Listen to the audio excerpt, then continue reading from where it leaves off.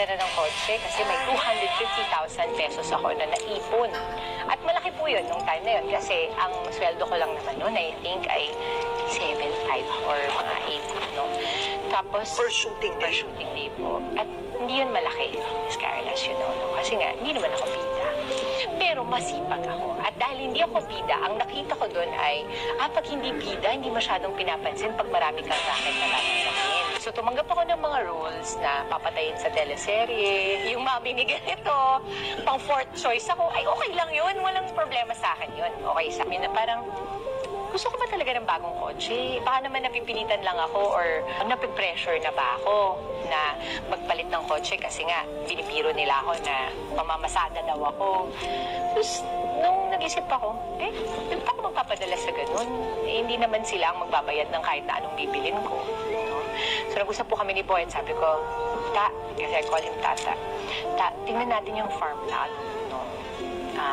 Tapos naman na yung bahay, baka pwede dating bilhin yun. Sabi ni Boyet, may pambayad ka ba doon? May pambayad ka? Sabi ko, wala. May 250 ako. So, tingnan natin kung pwede.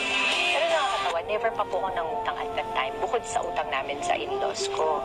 Pero naisip ko, kung naka-practice nga kami na nagbabayad kami kila mami, ba't di ko naman gawin sa iba? Pero mas nakakatakot.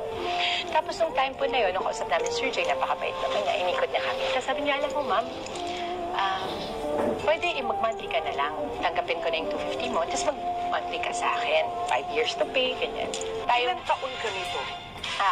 Siguro po mga 23 years old po. Hindi ko rin naman alam kung gaano katagal ang tatakboy ng karera ko. Hindi ko na naman din po nakita na hanggang ngayon mag-aartista ako. Hindi rin ako tapos ng college. So wala akong fallback na tinatawag nila. So sinabi ko kay Sir Jay ganito. So ang gagawin po natin, pag hindi ko po kayo nabayaran dahil artista po ako, pwede niyo po ako ipa-TV patrol.